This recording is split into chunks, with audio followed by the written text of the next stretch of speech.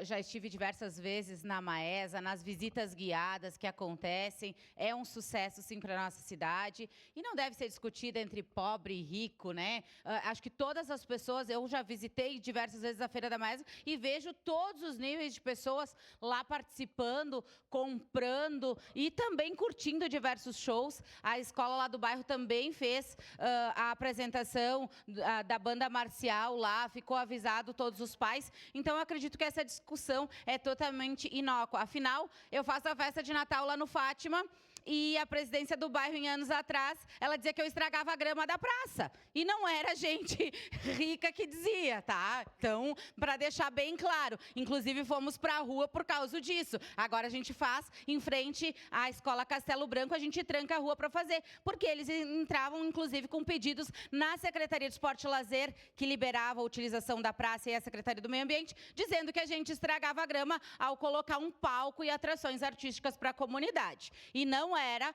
o pessoal mais rico do bairro que reclamava, deixar bem claro, era a Associação de Moradores da época. Então, eu quero dizer que eu acredito que a Feira da Maesa é importante, assim como muitas feiras que acontecem na nossa cidade, e acredito sim que a música é sempre boa, né? Então, valoriza os nossos artistas, muitas vezes os nossos artistas locais que não têm oportunidade de se apresentar em diversos locais, eles se apresentam nesses momentos, assim como se apresentam lá nas atividades que a gente faz lá no bairro Fátima, totalmente gratuito à comunidade. Então, parabenizar ao vereador D'Ambrosio por colocar isso na legislação, para que não haja nenhum tipo, né, de distorção ali quanto à questão das apresentações. Então, deixar registrado meu voto favorável, obviamente.